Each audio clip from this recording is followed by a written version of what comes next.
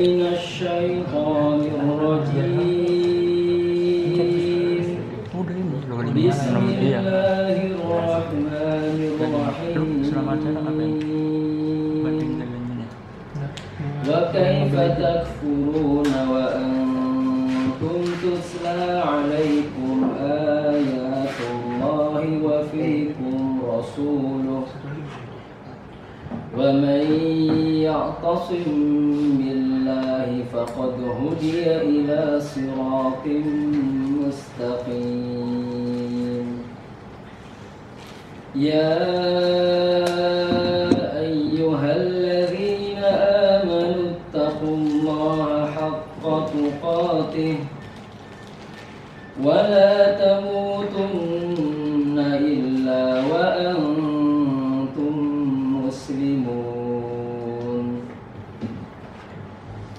واعتصموا بحبل الله جميعا ولا تفرقوا واذكروا نعمة الله عليكم إذ كنتم أعداء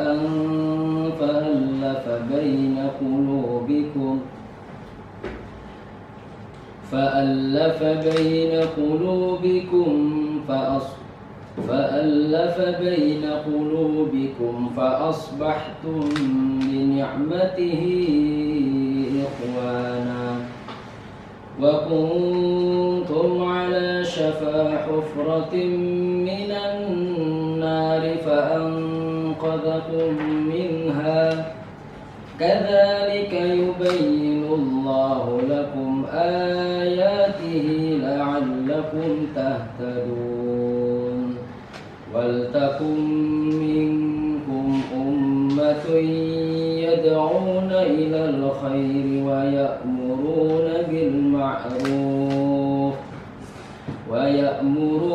بالمعروف وينهون عن المنكر وأولئك هم المفلحون صدق الله العظيم. السلام عليكم ورحمة الله وبركاته.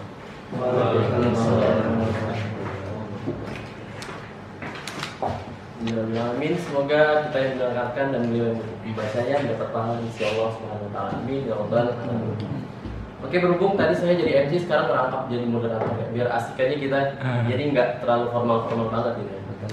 Oke, saya ulangi sekali lagi ya. Perkenalkan, nama saya Muhammad Dura. Insya Allah akan menemani teman-teman semua dalam acara pada pagi hari ini. Oke, tepuk tangan dulu buat kita semua.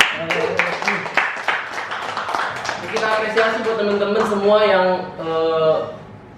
yang udah meninggalkan kasut tercintanya gitu, yang dimana yang lain tuh masih pada bobo gitu mungkin. Oke, sebelum kita mulai acaranya, mungkin biar tambah fokus sedikit gitu ya. Saya mau main games bentar, boleh nggak? Boleh. Gamenya duduk aja, nggak harus ngomong ngapain. Oke, jadi kalau saya bilang pagi, nanti teman-teman semua tepuk tangan satu kali. Oke, coba pagi. Harus kompak. Pagi. Oke. Kalau saya bilang siang, tepuk 2 kali. Siang. Nah, kalau saya bilang sore, tepuk 3 kali. Sore. Nah, kalau saya bilang malam, jangan tepuk. Malam. Oke. Bisa ya? Tadi pagi tepuk 1 kali, siang tepuk 2 kali, sore tepuk 3 kali, dan malam nggak usah tepuk. Oke, bisa ya? Kita coba. Pagi. Siang, sore, malam. Oke. Sekarang saya acak. Biar ngelatih fokus ya, biar kita nanti pas dengerin materinya tuh lebih fokus. Oke, saya mulai. Nanti yang salah bisa lah kita hukum ya. Atau yang benar terus nanti dapat door prize, nanti minta panitia. Oke, kita mulai ya. Pagi. Yang nggak tepuk suruh berdiri, ya kan tepuk ya. Tangannya di atas semua, tangannya di atas semua. Nanti kelihatan nih nggak yang tepuk nih. Oke, pagi, sore, pagi, siang, pagi, sore, malam. Oke. Sekarang naik level kedua nih, lebih cepet nih. Pagi, siang. Tuh nggak tepuk siapa itu? Ayo tepuk udah. Kalau nggak tepuk nanti dihukum. Sekali lagi ulang. Sore, pagi,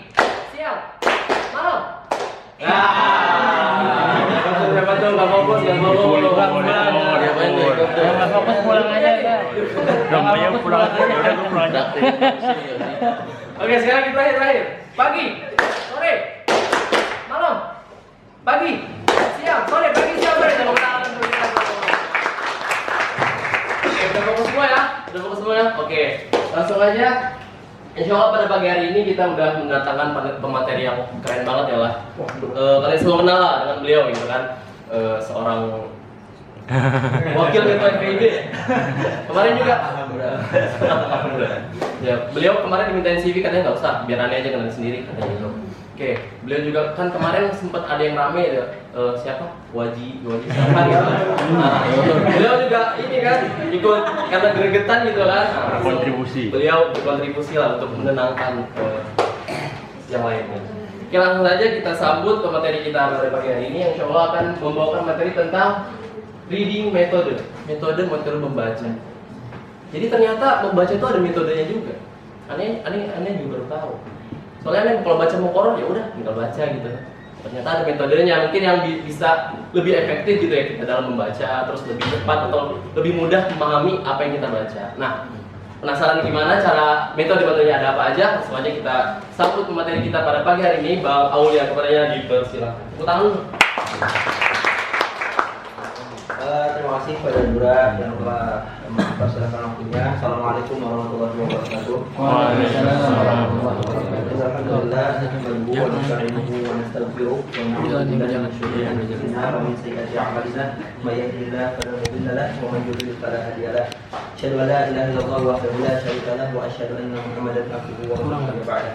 Segala puji bagi Allah Subhanahu wa taala yang mana karena rahmat, taufik serta hidayahnya kita semua bisa diberikan kesehatan dan juga kesempatan untuk berkumpul di tempat ini dalam rangka sharing ilmu ya. Karena di sini saya bukan guru, bukan juga coach, tapi sekedar berbagi yang barangkali teman-teman dan kakak-kakak semua sudah memiliki ilmunya atau mungkin sudah ngeh gitu terhadap ilmu atau mungkin metode-metode yang akan saya jelaskan. Dan tidak lupa sholawat berserta salam semoga selalu terlimpah curahkan pada Nabi kita semua, Nabi Muhammad Sallallahu Alaihi Wasallam, kepada para keluarganya, para sahabat, para tabiin, dan semoga syafaatnya sampai kepada kita selaku umatnya. Ya Allah, amin. Ya tadi betul ya, saya nggak kasih CV karena sudah lama nggak diupdate dan atas beberapa pertimbangan juga saya belum kirimkan karena agak malas. Ada juga saran dari teman-teman untuk memasukkan berbagai macam aktivitas gitu ya, contoh seminar atau tulisan ke dalam CV dan itu agak memakan waktu, akhirnya saya nggak buat dan nggak kirim gitu. Izin memperkenalkan diri, nama saya Muhammad Aulia Roza. Saya angkatan Alhambra dan di sini ada angkatan Alkus, juga ada angkatan Mijas, Ustaz. Assalamualaikum. Jadi latar belakang saya di BUS mungkin teman-teman para senior semua belum terlalu tahu mungkin ya karena perbedaan latar belakang, ada yang dari pesantren, ada juga yang dari MAN, tapi saya dari SMA. Jadi saya tidak ada latar belakang pendidikan agama kecuali pendidikan non formal ya, dalam artian talaki dan berguru di Indonesia. Kemudian di Indonesia sendiri saya pernah mengenyam kuliah namun tidak sampai selesai. Lalu saya juga sekarang sebagai pembimbing karya tulis ilmiah di Sekolah Pemikiran Bandung. Kebetulan saya ikut Sekolah Pemikiran Islam Bandung itu pada saat kelas 2 SMA. Jadi kalau teman-teman tahu INSIS, nah SPI itu semacam INSIS tapi satu network. Saya masuk sana pada saat kelas 2 SMA, kemudian setelah lulus direkrut menjadi tim karya tulis ilmiah beserta teman-teman yang justru lebih tinggi dari saya. Yang sekarang ada di Belanda, dia S3 di umur 25 tahun dan lulusan ITB juga. Kemudian ada senior saya juga di umur 27 tahun, doktor, dan dia dosen di Unicom. Dan saya bersama mereka di satu tim yang sama, itu tim pembimbing karya tulis ilmiah. Dan saya juga pernah menjadi peneliti di SUFA Institute, alumni Sekolah Pemikiran Islam Bandung di klaster Pemikiran Islam, tapi tidak dilanjutkan karena keterbatasan waktu dan juga kesibukan. Waktu itu saya kondisinya sedang di Indo, sedang aktif, tapi karena berangkat ke Mesir atas beberapa pertimbangan saya mengundurkan diri. Kemudian juga saya pernah di AILA, ada Sukinta Keluarga Indonesia, network INSIS juga, sebagai ketua tim medianya dan tim kajian propaganda. dan sudah mengundurkan diri juga karena ternyata di Mesir banyak sekali muskilah dan masalah. Akhirnya lebih baik saya realistis gitu ya, menyelesaikan masalah yang di sini dan membebas tugaskan diri saya sendiri yang ada di Indonesia gitu. Kemudian sekarang juga saya tergabung di Kalami Veritatis, salah satu kelompok atau komunitas orang-orang intelektual, walaupun saya nggak intelektual gitu ya, belum sampai ke sana. Kenapa? Karena kelompok ini dia dinaungi oleh CGS, Center for Gender Studies, yang juga network ISIS. Dan di Kalami Veritatis ini ada berbagai macam dosen dan juga intelektual. Di dalamnya kita ada yang lulusan Edinburgh dan sebagainya. Jadi kebetulan informasi-informasi terkait masalah baca kemudian menulis saya dapatkan di sana juga. Jadi kondisinya saya belajar ke mereka gitu. Walaupun mungkin dari satu grup itu kita dianggap sama gitu. Walaupun saya sendiri tidak menyamakan diri. Kurang lebih seperti itu ya, yang linear dengan apa yang akan saya sampaikan gitu terkait dengan metode membaca. Di sini ada yang memiliki jadwal membaca di atas 2 jam dalam sehari.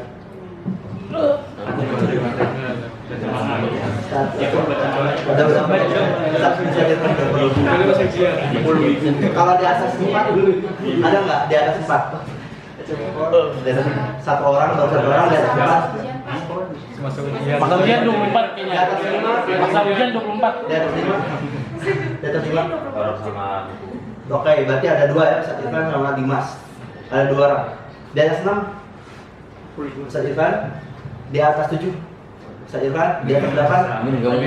Oke, 1 orang. Jadi dulu saya pernah tahu Ustaz Alfandi nggak? Ustaz Alfandi, beliau lulus Kasihus juga. Dulu sebelum beliau terkenal, kebetulan saya sudah follow karena dia adik kelas dari kakak dari Ustaz saya gitu. Waktu itu juga toh. Waktu itu ada di YouTube-nya sampai sekarang namanya Negeri Impian. Jadi beliau keliling Eropa kemudian buat video inspirasi. Di sana beliau sempat, saya lupa di negara apa, tapi beliau menanyakan, mewawancara salah seorang mahasiswi barat. Ditanya, berapa jam sehari kamu membaca? 7 jam. Kemudian ditanya, bisa nggak kurang dari 7? Nggak bisa lah, saya kalau kurang dari 7 ngapain, gimana nulis saya, katanya, gimana tugas saya, gimana makalah saya, gimana skripsi saya, katanya. Artinya apa? Artinya membaca di sana, walaupun itu kewajiban, mereka enjoy. Jadi budaya membaca di barat itu sudah kuat gitu. Dan ini yang saya terapkan di Indo. Jadi di Indo kebiasaan membaca saya di atas 8 jam. Dan rata-rata itu 7. Tapi pas ke Mesir hancur. Kenapa? Ya karena cuaca, karena masalah dan sebagainya yang memang perlu adaptasi. Tapi oke.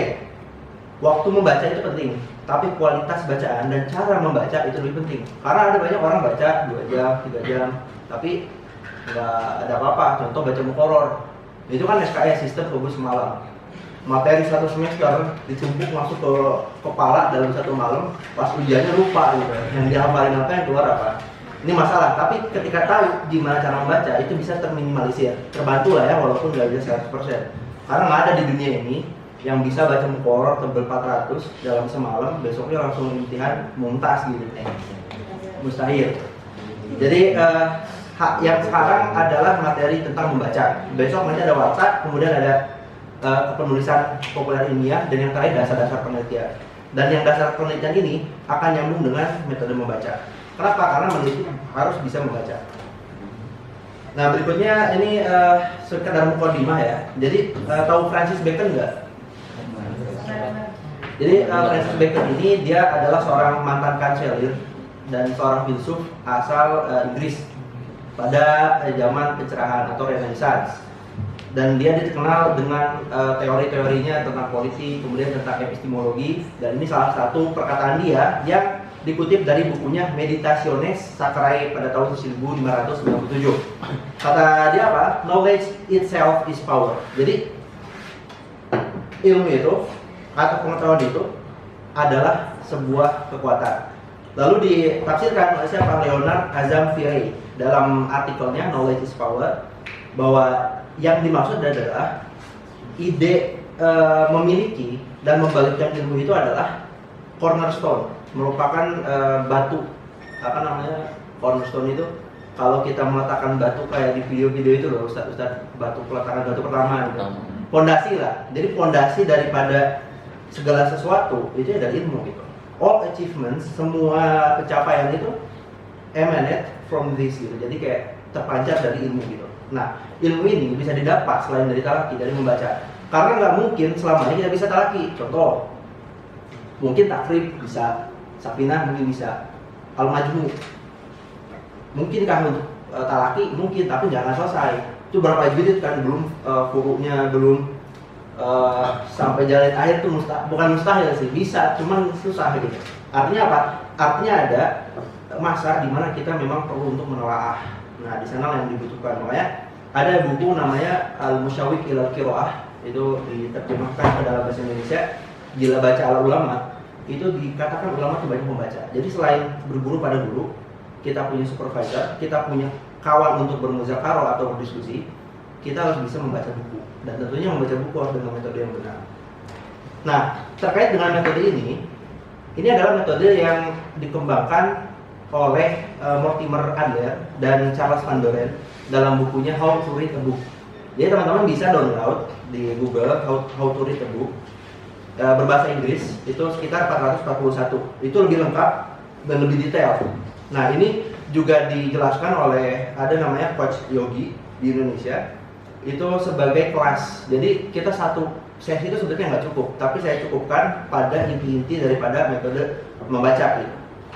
Ada banyak sekali teknik yang memang perlu dipraktekkan bagi mungkin orang yang nggak suka baca, karena kan bagi dia gambaran terkait membaca itu belum tentu sama dengan orang yang sering membaca atau pernah membaca.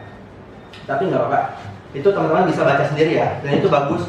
Di sana lebih didetailkan bagaimana cara membaca filsafat, bagaimana cara membaca sains dan matematika, bagaimana cara membaca buku sejarah, bagaimana cara membaca dan seterusnya. Jadi di sini nggak akan dijelaskan semua, tapi intinya insya Allah akan saya jelaskan.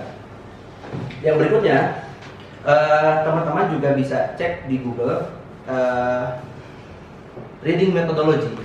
Cek aja reading methodology PDF. Nanti keluar semua artikel-artikel dan itu bisa menjadi perbandingan untuk teman-teman semua mengetahui bagaimana cara membaca. Nah, cara membaca ini sebetulnya baik menggunakan bahasa Inggris, baik menggunakan bahasa Arab ataupun menggunakan bahasa Indonesia itu sama. Tapi nanti dalam pendekatannya ada perbedaan tentunya. Contohnya ketika membaca Turat seperti apa, kemudian cara membaca buku bahasa Arab modern seperti apa, itu tentunya berbeda gitu. Karena ada sesuatu yang tentunya menjadi ciri khas masing-masing gitu. Kalau modern mungkin jarang ada matan syarah gitu mungkin ya. Tapi kalau Turas pastinya ada, dan itu tentunya harus dengan kecermatan gitu ya ketika membaca. Nah, siapa sih pembaca? Jadi yang dimaksud dengan pembaca itu yang pertama adalah mereka yang melek huruf. Artinya literasi itu artinya banyak ya. Salah satunya adalah ketika dia bisa membaca dan bisa menulis. Nah, permasalahan di Indonesia adalah kita itu tingkat literasinya 97%. Betul, bisa baca koran, bisa baca buku, tapi belum tentu bisa memahami. Bisa menulis bisa, tapi tidak dengan kaidah yang benar dan bukan tulisan ilmiah. Contoh ada di PISA. Ada yang tahu PISA nggak? Program International Student Assessment. Dari 81 pada 83, Indonesia itu ranking 5, alhamdulillah, paling belakang. Dan itu dilihat dari 3, literasi, sains, dan matematika. Kenapa literasi itu penting? Sekarang ya, Kominfo dibobol datanya. Karena apa? Ransomware. Ransomware itu bisa menyerang dengan mulus kalau perangkat-perangkat yang digunakan dalam instansi tersebut digunakan atau ngeklik link phishing, ya, atau judi online. Websitenya kan beda-beda tuh, pindah-pindah. Itu lebih mudah gitu. Nah, kenapa bisa terjadi? Karena literasinya rendah. Lalu kenapa, pertanyaannya, kenapa teknologi kita nggak bisa maju seperti di barat? Karena literasi kita juga rendah. Literasi matematika kita rendah gitu. Sains kita rendah. Saya kasih contoh. Di sini ada yang suka mengikuti tentang kemiliteran nggak? Nggak ada. Cina, ini saya kasih tahu. Cina punya satu kapal selam yang bisa mengirimkan rudal berhulu ledak nuklir. satu ledak nuklir itu bisa menghancurkan Jakarta dan Bandung dalam 1/2. Pertanyaannya, apakah Indonesia bisa menolak? Nggak bisa. Ya, Gufron gitu suruh menolak pengumuman dan Gufron juga mati kena nuklir gitu kan. Itu cuma satu loh, belum lagi nuklir lainnya. Indonesia tidak memiliki kekuatan air defense yang bagus. Kenapa? Teknologinya kurang. Kenapa teknologinya kurang? Karena orang pintarnya kurang. Dan yang tentunya pintar di matematika dan sains. Sekali lagi, masalahnya di mana? Literasi. Kita dikasih soal bercerita di matematika. Orang ngelihat ceritanya udah capek gitu, belum nulis, belum memahami. Jadi ini problem gitu. Nah, jadi yang pertama adalah yang dimaksud pembaca di sini ya, adalah yang melek. Ya, yang kedua adalah yang memperoleh sebagian besar informasi dan pemahaman mereka tentang dunia dari kata-kata tertulis. Jadi teman-teman, kecerdasan itu ada dua. Banyak sih ya, tipenya ada 9 kalau di psikologi. Tapi saya akan menjelaskan dua. Pertama, ada yang tipe kecerdasannya itu sensing.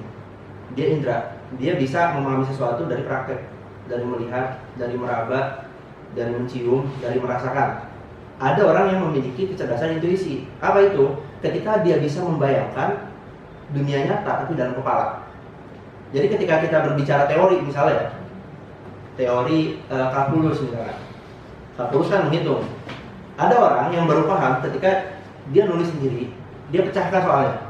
Ada orang yang sudah pecahkan soal di kepala, nulis dan sebagainya, membayangkan. Ini dua kecerdasan. Nah, orang yang membaca itu harus punya dua-duanya tentu, tapi dia harus mengasah kecerdasan intuisinya. Kenapa? Karena membaca itu berimajinasi. Cara melatih imajinasi adalah dengan membaca novel. Tapi kalau baca novel terus nggak akan maju-maju gitu. Karena kenapa? Karena kalau baca novel nanti banyak menghayal contoh novel cinta. Nanti ketika beres novel senang, kelihatannya memang bahagia, ternyata lagi membayangkan. Baca mana tuh guys, soalnya. Ini serius. Saya punya teman, dia suka baca novel. Sehari itu banyak banget. Sampai kalau lagi di kantin dulu waktu SMA, dia begini senyum sendiri. Tanya kenapa? Dia lagi ngebayangin di novel kayak gini. Bagus baca novel bagus. Tapi pilihlah contoh novel 1984, tahu nggak? George Orwell itu relate banget sama politik Indonesia yang suka politik. Novel-novel seperti Api Tauhid, tahu kan ya? Api Tauhid, terus novel dunia Sophie. Kalau yang suka filsafat dan sebagainya itu bagus. Nah, yang agak sulit untuk mengembangkan imajinasi adalah ketika membaca yang non fiksi. Nah, ini saya sarankan nanti ketika membaca coba menghayal, nggak masalah, berimajinasi. Lagi baca mantik ya berimajinasi, saya lagi ngajar mantik gitu. Jadi kan kalau ngajar itu lebih paham. Atau saya lagi berdebat dengan orang, menganalisis logika. Itu nggak langsung berdebat tapi dalam kepala. Itu akan memudahkan pemahaman kita terhadap bacaan. Nah, ini jadi yang dimaksud dengan informasi dan pemahaman mereka dari dunia kata-kata adalah kayak tadi dari gimana cara dia memahami sebuah teks. Bentar ya, tunggu dulu.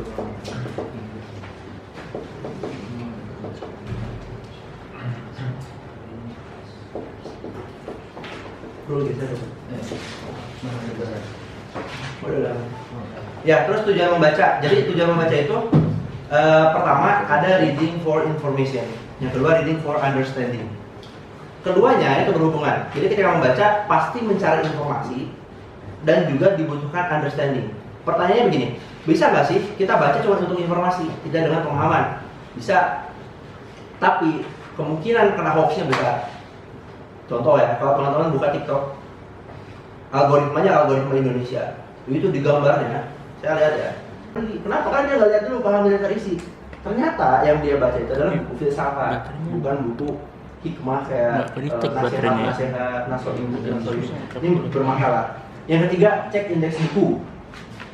Ada yang tahu nggak fungsi indeks buku apa? Ada yang tahu nggak? Ini saya bawa bukunya Ustaz Adian, ada indeksnya. Indeks itu agar mencari ya, indeks itu adalah cara mencari cepat selain dari daftar isi. Kalau teman-teman lihat daftar isi, itu kan daftar isi itu kadang misalnya daftar isi bab A, pas mau ke bab B-nya itu kan berapa halaman banyak ya? Baca nggak cepat. Teman-teman butuh scanning. butuh cari pernyataan sesuatu. Caranya gimana? Buka di bagian indeks. Sekarang lihat, pasti penulis itu memasukkan, atau editor ya, atau penerbit memasukkan kata kunci yang penting dalam buku. Contohnya, teman-teman mau lihat misalkan Masyumi. Oh, ada Masyumi nih. Halaman berapa? 275. Tinggal buka 275. Jadi indeks itu penting. Ada buku yang nggak ada indeks, ada aja gitu. Ya berarti nggak usah dicek karena nggak ada gitu. Nah, jika buku dikemas oleh plastik atau misalkan dijilid ya, kalau kita bahasa Arab itu kan dijilid ya, maka baca pengantar penerbit dan pujian ahli. Kalau buku bahasa Inggris itu ada, atau bahasa Indonesia ada pujian testimoni. Walaupun testimoni adalah pencitraan gitu kan. belum dibaca sebenarnya. Cuma dikasih sampel halaman 1 sampai 15, misalkan 20 sampai gini, minta pendapat, boleh dibaca. Saya telah membaca buku yang luar biasa ini. Walaupun begitu ya, baca aja nggak apa-apa. Ini contohnya ya, ada testimoni Prof. Wan Daud, kemudian ada Riza Sibudi, peneliti Lembaga Ilmu Pengetahuan Indonesia, dan seterusnya. Ini baca. Kalau misalkan dijilid, nggak bisa dibuka. Kalau nggak ada gimana? Cari di internet. Gimana pendapatnya? Gitu. Nah, pertanyaan begini, boleh nggak baca buku sesat? Boleh, tapi tujuannya jelas. Jangan yang awam-awam bacanya yang begitu kan. Wah, saya dibuka kayak Gufron gitu. Makoli jadi kan. Iya gitu, jadi masalah. Jadi keren loh. Sekarang begini loh, ini orang sesat ya. Di belakang bukunya apa? Saya pas baca Al-Majmu Syarah Al-Muhadzab, antum ada nggak bukunya? Kita pun nggak ada kan, jadi kita kalah gitu soal beli buku. Tapi alhamdulillah pemahaman bagus lah gitu. Jadi kita pemahaman diperbaiki. Terus yang berikutnya adalah lihat pada bab yang terlihat paling penting. Tapi kan semua bab penting, betul. Tapi kita harus bisa merasionalisasi atau melihat mana kira-kira bab yang paling penting, yang paling menarik lah gitu ya dari kita, karena kan kita juga kadang nggak tahu mana yang paling penting, tapi yang paling menarik. Yang keenam adalah bacalah beberapa paragraf atau 1-3 halaman, jangan lebih. Dan ini lihat di bab yang tadi yang kira-kira menarik, baca, lihat pendapatnya. Nah, ini untuk mengetahui buku dengan cara inspeksional reading. Yang berikutnya adalah, nah ini superficial reading. Ada yang tahu arti superficial? Superficial artinya dangkal. Jadi secara terminologi memang jelek gitu ya. Oh, ini membaca dangkal, emang tujuannya begitu. Inspeksional reading. Ya, kita baca secara dangkal dalam artian pemahaman kita nggak sampai 100% atau nggak mendekati 80%. Pertama adalah membaca tanpa harus mencari tahu terlebih dahulu apa yang tidak diketahui. Nah, ini banyak masalah. Gini, ketika kita baca inspeksional reading, ini awal-awal ya, kita nggak perlu tahu semua. Karena gini, di buku tuh kadang ada terminologi kita nggak tahu, ya kan? Lalu gimana caranya? Lanjut dulu aja. Contoh belajar baca buku matik. Baca buku matik kita masih pemula. Jangan langsung cari dulu, baru lihat. Lihat bab qodiyah, bil quwwah wa bil fi'l. Akhirnya bingung, apa coba ya? Bil fi'l, bil quwwah kan diartiin ya, bil quwwah dengan kekuatan. Hah, makin bingung. Lo usah dicari dulu, baca aja baca. Nggak paham nggak masalah, karena kita inspeksional reading. Baca sampai selesai dari awal sampai akhir. Ini kalau ada waktu ya, kalau nggak ada ya tadi yang penting part pertama itu jangan hilang. Nah, yang berbeda adalah kepahaman dalam tingkat ini tidak begitu diperlukan. Namun begitu, tingkat persentase dari kepahaman yang dapat dicapai tergantung pada kemampuan masing-masing individu. Contoh, dia baca misalnya begini, dia pernah belajar ilmu logika dengan bahasa Indonesia. Dia belum pernah belajar bahasa Arab. Dia belajar ilmu logika dengan bahasa Indonesia atau bahasa Inggris. Udah mungkin. Dia beli buku istilah-istilah ilmu matik, terjemah dari Arab ke Indonesia. Dia hafalin, dia pahamin. Lalu dia belajar bahasa Arab. Lalu dia baca buku matik. Dia baca buku matik pasti paham.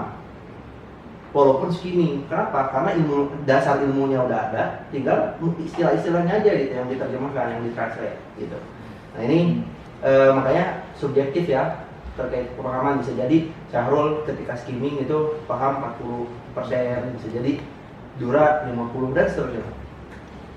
Itu yang pertama, skimming. Apa namanya? Level pertama ya. Level kedua, maaf. Level pertama level tadi. Nah, ini yang ketiga, ini yang penting. Sebagai mahasiswa, menurut Ana, ini yang paling banyak dilakukan, tapi dengan metode yang tidak benar. Jadi gini, mungkin teman-teman udah dengan metode yang sama gitu, tapi ini yang dikodifikasi atau yang dikumpulkan oleh Ambler dan Van Doren dalam bukunya untuk memudahkan kita gimana sih caranya menganalisa buku, terus gimana sih caranya mengkritik. Kayak kemarin kan wajib itu, yang disayangkan begini, sebenarnya anak nggak mau gitu mengkritik, cuman karena saya nggak sama mahasiswa boleh lah gitu. Nah, mahasiswa baru baca udah emosi. Nah, satu itu, emosi itu wajar, emosi wajar. Tapi salahnya apa? Ketika emosi ngebales, akhirnya apa? Keluarnya caci maki. Kamu benci ya sama mahasiswa, akhirnya dia di-up di postingan, gila mahasiswa. Engagement. Jadi ini yang akan dibahas dalam analitika ini. Bagaimana kita menumbuhkan jiwa atau mentalitas intelektual baik secara langsung ketika berdebat atau secara tulisan. Pertama adalah level ini biasanya bukan untuk sekedar hiburan atau memperoleh informasi saja. Jadi nggak sekedar memperoleh, kita memang harus paham. Kedua adalah secara intensif, aktif dalam membaca dan lebih penuh usaha dibanding dua level sebelumnya. Jadi level pertama, level kedua itu enggak lebih susah daripada analytical reading. Karena skimming itu tadi disebut pre-reading, artinya sebelum membaca. Kita sebelum membaca harus apa sih? Baca wajah peradaban barat. Penulisnya siapa sih? Adian Husaini. Kemudian apa namanya? Ujiannya seperti apa? Tadi udah disebutkan. Nah, yang ketiga itu adalah analytical reading. Nah, jika dalam inspectional reading adalah memperoleh yang terbaik dalam waktu yang singkat, maka dalam analytical reading memperoleh yang terbaik dalam waktu yang tidak terbatas. Jadi ingat, level kedua itu hanya diperoleh dalam waktu yang singkat. Agar apa? Agar tidak terjadi sundoku. Tahu sundoku nggak? Sundoku, coba cek di Google ada. Namanya sundoku kompleks. Sundoku kompleks, tahu nggak? Sundoku kompleks itu begini, datang kemari bawa duit 10.000, ya, wah kita bagus ya, beli langsung bawa koper, beli kitabnya ada 50 ya, habis itu 10.000, simpan di kamar. Nah, dari dia beli sampai lulus aja nggak pernah dibaca. Itu disebut sundoku kompleks. Dan ini kebanyakan orang kayak begini, termasuk saya dulu kayak gitu. Ini kalau lihat, wah buku mantap, beli. Sampai sekarang belum dibaca gitu. Jadi orang bukan hobi membaca, tapi hobi Beli beli buku.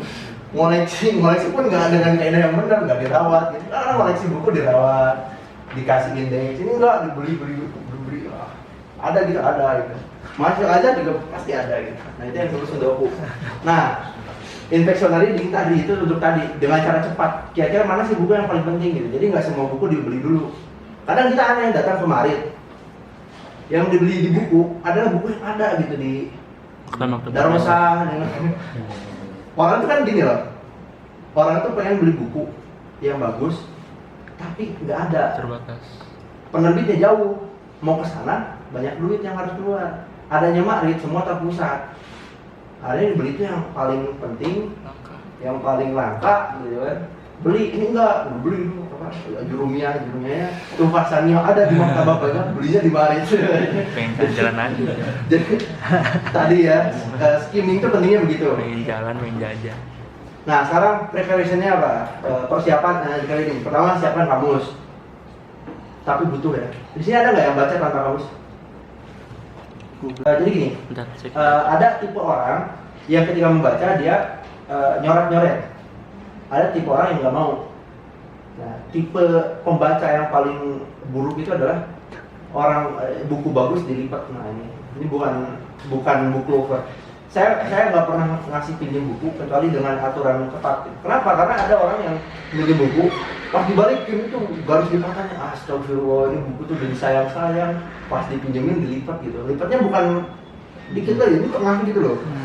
Udah kayak LKS waktu zaman SD gitu, dilipat setengah, astaga, ini kan bahaya. Yang paling kesannya apa? Kalau pakai book paper yang warnanya krem-krem kekuning-kuningan, itu kan mahal dan bagus, dilipat. Nah, ini tidak beradab pada buku gitu. Jadi butuh ya tulisan gitu. Kadang orang nggak mau nulis coret-coret, akhirnya nulis di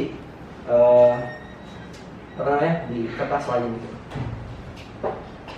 Ini ada, nah ini nih. Jadi teman-teman fokus dulu ya. Tadi mana dulu? Suruh fokus dulu. Mau di diam lagi. Ya tadi gimana? Pagi satu kali mengetahui jenis buku yang Anda baca. Anda harus mengetahui sebelum pembacaan. Contoh begini. Sebelum kita menganalisis buku, kita harus tahu dulu. Kalau jurnal, ini analisis kita kan mahasiswa ya, jurnal.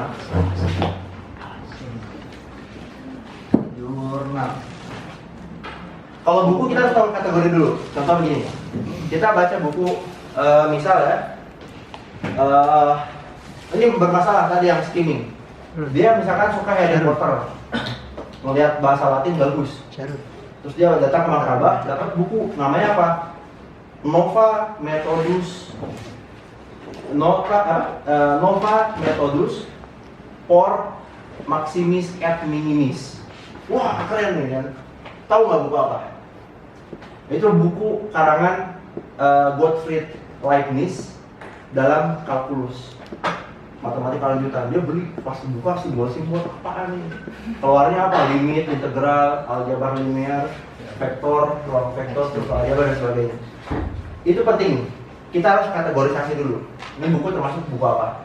Contoh kalau di Turos tuh dulu pernah saya lihat debat Ustadz Idrus Romli dengan salah satu ustadz dari UIM, Ustadz Islam Madinah.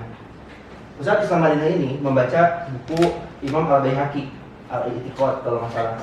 Ketika baca, Imam Al-Baihaqi itu mengatakan dalam bukunya Qala ashabuna. Nah, ustadz yang dari UIM ini dia terjemahkan apa? Berkata ashab kita yang dari Syafi'iyah. Ini bermasalah. Bantahlah sama Ustadz Idrus Romli. Kata beliau apa? Ini buku-buku akidah. Al-Baihaqi akidahnya apa? Asy'ari. Maka dia disebut qala ashabuna, yang disebut adalah ulama-ulama dalam pendapatnya dalam masalah akidah. Nah, jadi penting kategorisasi seperti itu. Ketika kita baca buku filsafat, ya kita harus tahu dulu nih filsafatnya tentang apa? Tentang ontologi kah, epistemologi kah, atau aksiologi. Jadi pendalaman itu penting. Tapi pengenalan di awal itu lebih penting karena kita harus bisa mengkategorisasi. Itu pertama. Kedua ada buku teori versus buku praktikal. Atau ada yang tahu nggak bedanya? Kira-kira gini deh. Teori dan praktek lebih penting mana? Praktek. Siapa yang benar? Praktek. Tadi yang bilang kan? Tanggung jawab. Kenapa? Ini cuma itu data ini. Karena banyak teori nggak ada praktek kamu kosong. Oke. Ada lagi yang mau teori dan praktek lebih penting mana? Teori. Kenapa? Kenapa dia? Yang dua-duanya. Kenapa? Karena kalau nggak ada teori nggak bisa praktek. Ini artinya apa? Artinya keduanya saling berkaitan, berkorelasi. Contoh begini. Di road lu. Praktek, Pak begini tadi. Praktek menghitung semuanya bisa nggak? Bisa, praktek menghitung semua bisa kan? Nah, itu kalau yang mudah, tambah-tambahan. Sekarang kalau misalkan dikasihnya apa? Dikasihnya misalkan penjumlahan struktur aljabar, operasi aljabar, struktur aljabar, bukan operasi tambah kurang aljabar, struktur aljabar, yang itu rata-rata pakai simbol. Kira-kira ada yang bisa, ada yang enggak kan? Nah, untuk bisa praktek perlu paham teori. Artinya apa? Praktek penting, tapi paham teori itu penting. Contoh lain, penting nggak sains? Kenapa? Kenapa sains penting? Harus. Tanya itu. Sekarang, ada mau nanya. Ini penting. Ini gampang. Tahu pesawat tempur kan? Tahu. Yang buat siapa? Habibie. Salah. Salah. Yang buat siapa? Yang buat salah. Tahu nggak? Pesawat tempur yang ngerancang, ya ahli ngerancang pesawat tempur. Dia ahli sains. Itu yang pertama. Yang praktiknya siapa? Apakah teknik mesin pesawat tempur naik pesawat bisa itu? Enggak kan? Ada begini, yang bikin misalkan yang bikin mesinnya, yang bikin awaknya, ya kan?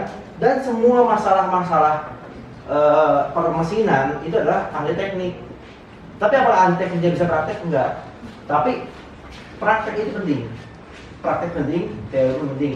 Gitu. Jadi buku teori praktek ya itu nggak bisa terlepas dan keduanya pasti berkaitan. Contoh begini, Immanuel Kant. Immanuel Kant itu filsuf. Dia menulis buku namanya The Critique Pure of Reason. Dia tuh di situ membahas tentang apa? Kita kalau mau memahami sesuatu, apa itu sesuatu? Gitu. Bagaimana kita mengetahui sesuatu itu? Gitu. Jadi di Critique Pure of Reason itu kayak begitu. Tapi dia menulis buku yang lain, namanya apa? The Critique Pure of Practical Reason. Ada Practical Reason. Dia di sana membahas mengenai etika, berpikir secara etika. Apa yang harus saya lakukan? Bagaimana kalau saya dalam keadaan begini? Lalu apa solusinya? Nah, dia menulis tentang praktek dalam berpikir, bukan konsep-konsep berpikir. Jadi dua itu penting, tidak boleh dipisahkan. Ya. Nah, kenapa ini penting dibahas dan penulis buku How to Read a Book itu membahas demikian? Karena banyak orang yang mengira bahwa praktik itu lebih penting. Kita kalau lihat di TikTok, di Instagram kadang bikin emosi gitu ya. Alah, ngomong-ngomong doang gitu, atau alah lu ngomong doang gitu, nggak praktek ya. Kalau prakteknya gampang mah nggak perlu teori, masalahnya praktek-praktek yang susah butuh teori gitu. Kan kita nggak mungkin bikin pesawat tanpa teori, ya kan? Bikin gedung tanpa teori, ya kan? Terus contoh lain ya, tahu nggak? Sekarang ada kaca yang elastis, tapi tetap kaca. Ada yang tahu nggak? Nggak tahu kan? Itu dibahas di mana? Di Science of Material. Jadi ada sains material di mana ada di sana rekayasa kimia agar si kaca itu elastis, tapi dia tetap kaca. Dan ketika digini ini, suaranya tetap kaca. Dan itu butuh teori praktek. Gitu. Jadi perlunya penting. Nah, ada buku teori, ada buku praktek. Ini perlu kita pahami ketika mau menganalisis buku. Jadi tahu dulu kategorisasi ya. Ini bukunya buat praktek, tentang praktek atau teori doang gitu. Nah, yang berikutnya adalah X-raying. Nah, ini yang tadi saya sebut. Ini kan ada scanning, ada yang disebut dengan X-raying. Apa itu X-ray? Kira-kira scan sama X-ray lebih detail mana? X-ray. Kenapa? Betulan. Lebih tulang. Betulan ya. Kalau operasi, saya udah operasi 3 kali. Saya operasi 3 kali. Khusus buntu, hidung, satu lagi apa ya? Lupa satu gigi. Itu semua pakai X-ray. Gigi, dada, semuanya. Dan itu detail. Dokter yang bisa lihat betul. Nah, analisis itu X-ray. Jadi bukan lagi scan. Jadi kenapa sih orang itu? Kadang kita bilang gini, kenapa ya orang gak bisa baca buku ini? Bukunya buku berat. Ya karena tidak semua orang bisa scanning. Kalau scanning aja nggak bisa apa? X-ray ngelihat detail gitu kan. Nggak bisa. Makanya butuh kamus, butuh niat. Baca buku butuh niat. Kadang orang begini, buku dijadikan untuk tidur. Biar kenapa? Karena dia baca, melihat istilah yang susah, pusing, ngantuk, akhirnya tidur. Kalau membaca buku yang udah analytical reading, dia bukan mau tidur, tapi penasaran. Misal disebut teori, critical theory, apa artinya? Secara bahasa. Teori kritik. Teori mengkritik. Nah, secara istilah apa? Ayo. Bisa lagi dia. Tahu kan? Nah, ada kita baca John's Critical Theory. Artinya critical teorinya si John. Critical theory itu harus tahu dulu. Pertama, searching di Google apa itu critical theory. Oh, ternyata critical theory adalah sebuah pendekatan filosofis untuk membahas manusia dari segi kultur, dari segi bla bla bla sebagainya, dan bagaimana cara mengkritik atas hal tersebut. Terus mikir lagi, oh ternyata berhubungan dengan ilmu antropologi, di searching lagi, oh ini ilmu antropologi. Lalu akhirnya dilihat apa itu yang dimaksud oleh John. Oh, John tuh bilang critical theory itu ini loh, artinya ada kritik loh terhadap critical theory yang umum gitu. Nah, artinya apa? Artinya critical reading itu nggak bisa bagi orang yang nggak ada niat. Jadi tadi fungsi kamus internet adalah agar kita ketika melihat tuh sesuatu yang gorit gitu kan, yang detail, yang susah, terminologi kita cari di internet. Ini penting. Makanya kalau kita mukoror, ini paling aneh tuh mukorornya apa? Hilal wa nihal. Ya, istilahnya susah, dibacanya 1 hari sebelum ujian gitu kan. Gimana coba scanning nggak bisa, X-ray nggak ada waktu, besoknya imtihan. Oh. Nanti keluar soal susah, gitu kan? Awak salah. Padahal sehari-hari sih diem doang, tidur bangun tidur, terus apa lagi main rapat, tidur lagi gitu. Deskripsikan keseluruhan buku dengan kalimat-kalimat yang singkat. Maksudnya apa? Maksudnya begini, misal ini buku Wajah Peradaban Barat dengan kalimat yang singkat. Buku ini ditulis untuk membantah, atau gini, buku ini ditulis untuk mengkomparasikan pemikiran Islam dengan pemikiran Barat dalam isu-isu tertentu, atau misalnya diperinci dalam isu kemanusiaan, isu worldview dan sebagainya. Ini biar apa? Biar kita paham buku. Jadi ketika nanti kalau diskusi sama orang tanya, lu baca buku apa? Nah, ini buku Wajah Peradaban Barat. Apa itu? Ya itu adalah buku blablabla. Kadang orang ada yang ngeklaim saya baca buku ini, ditanya apa buku itu? Lupa ya, tapi pernah baca gitu. Jadi kelihatan orang yang analytical reading dan yang enggak. Yang ketiga adalah buatlah sketsa bagian-bagian buku secara beraturan yang menunjukkan pola tersembunyi bagian tersebut. Paham nggak maksudnya? Gue kasih contoh ya. Misal, jadi gini, di buku itu kan pasti saling beraturan ya antara satu bab dan bab lainnya. Nanti kita lihat setelah baca apa hubungannya. Misal, bab 1, bab 2. Misal bab 1, bab 2. Bab 1 tentang pemikiran sekularisme. Bab 2 tentang pemikiran liberalisme misalkan.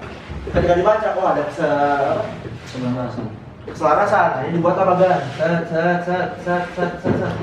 Tulislah keselarasannya bla. Ini gimana teman-teman? Sketsanya silakan bebas. Outlining-nya pun bebas, itu sekreatif mungkin, entah dari laptop lah, entah tulisan lah dan sebagainya, itu nggak masalah. Yang terpenting adalah membuat sketsa. Penting nggak? Penting. Karena begini, nanti hubungannya sama yang berikutnya. Ketika kita ingin mengkritik, nah kita mau kritik nih, udah baca bukunya, nggak ditulis kayak begini, nggak ditulis poin-poinnya, pas mau mengkritik bingung, iya ya, nanti yang dikritik mana? Ini baca ulang. Baca dulu lagi bab, susah. Jadi harus benar-benar benar gitu bacanya. Aturan yang keempat pada tahap pertama adalah mencari tahu apa masalah-masalah yang menjadi perhatian penulis. Ya, diidentifikasi menggunakan pertanyaan atau masalah yang penulis coba utarakan. Jadi gini, ketika membaca buku, coba cari apa sih yang mau disampaikan sama penulis. Jadi kan gini ya, orang nulis biar apa?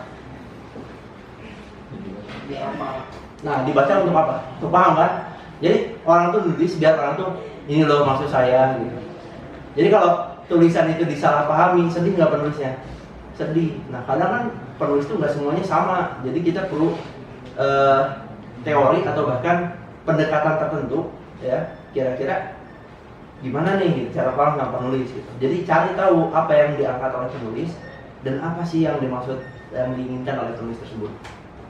Itu yang tahap pertama. Tahap kedua ya, agak berat, memang namanya analytical reading.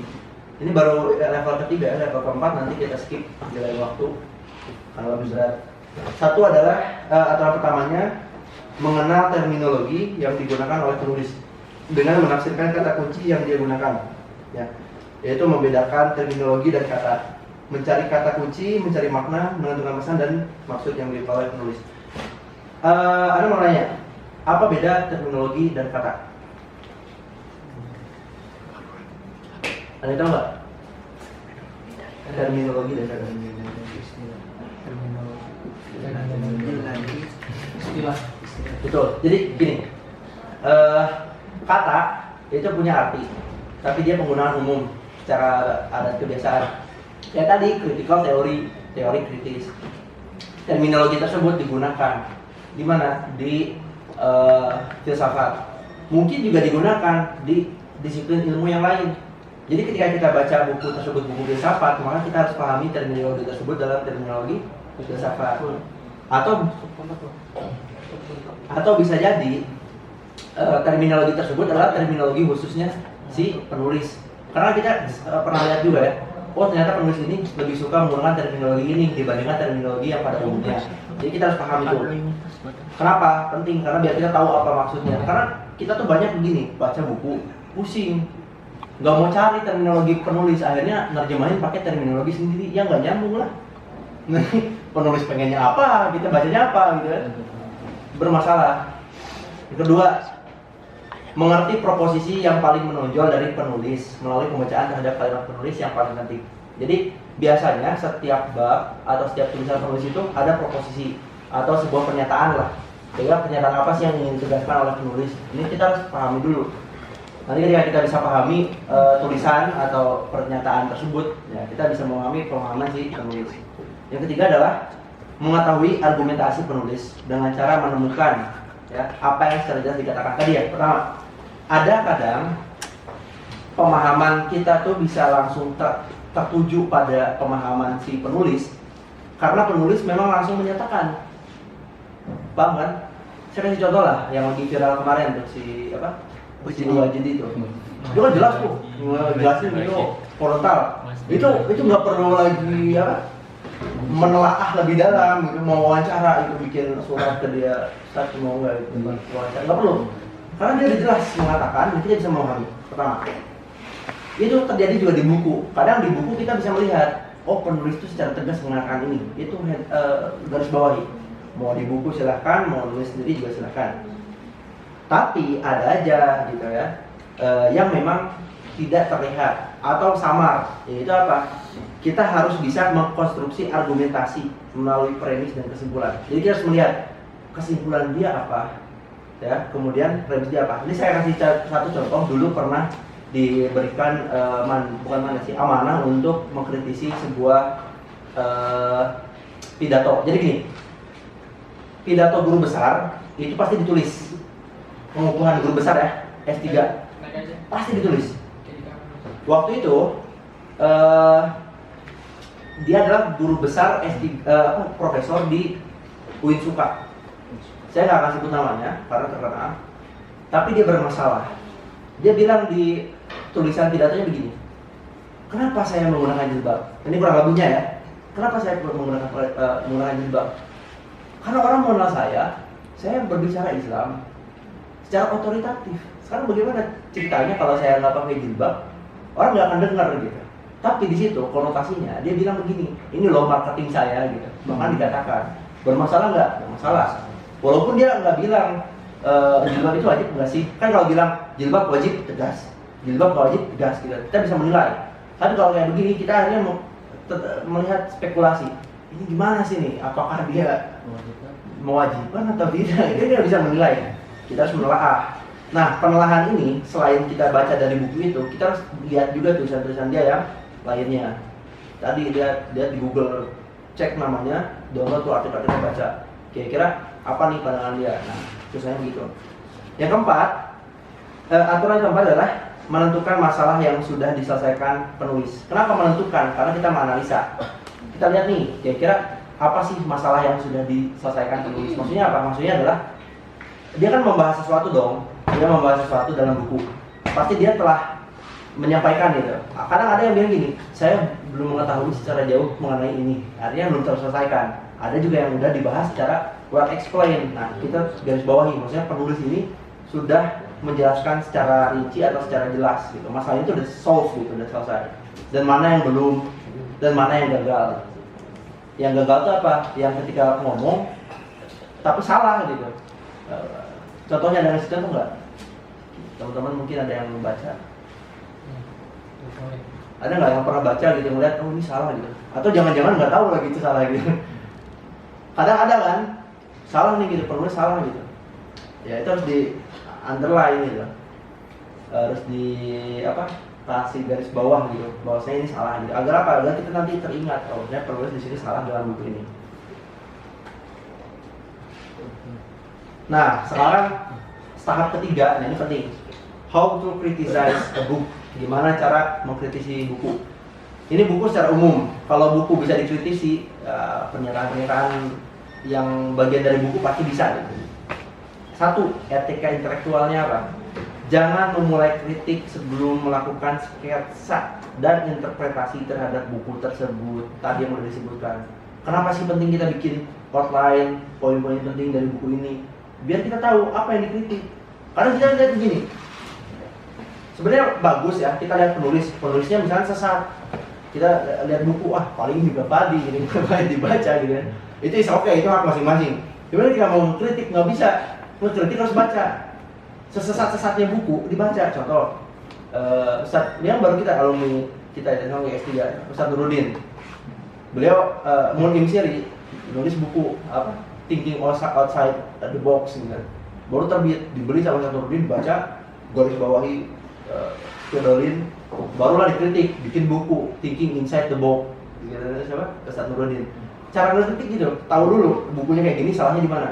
Kita tuh salahnya apa? Belum baca buku, udah lihat, ini udah sesat, simpan namanya. Jadi orang udah judgement dia melebihi penalaran. Jadi prasangka dia tuh lebih mendahului cara dia menalar. Jadi dia belum selesai menyimpulkan, maksudnya dia belum tahu baik benar tapi udah menyimpulkan. Nah bisa mengkritik harus gitu, harus baca. Dan harus dibuat sketsa biar jelas. Ini kalau orang ditanya, kenapa kamu mengkritik ini? Ya karena buku ini adalah bla bla bla, tinggal baca sketsa itu. Kedua, jangan katakan saya setuju atau saya tidak setuju sampai kamu benar-benar mengerti. Maksudnya apa?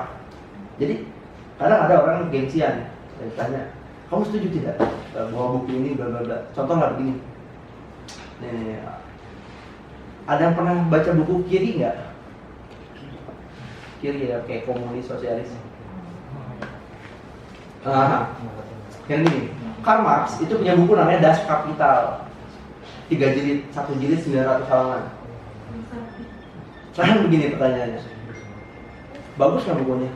Karl Marx loh. Bagus. Bener nih, bener bagus. Sama deh. Iya, bahasa Inggris semua. Baca sendiri. Nggak bisa sih. Enggak ada bahasa Indonesia ada.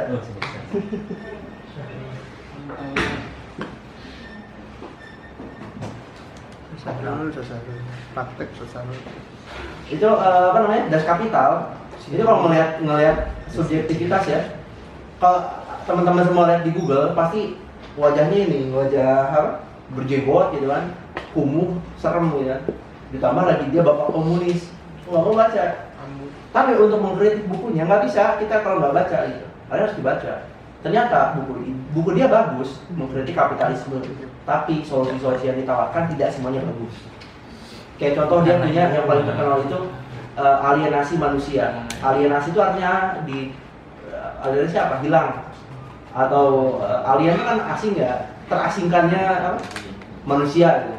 Alienasi manusia. Dia bahas di mana? Das Kapital.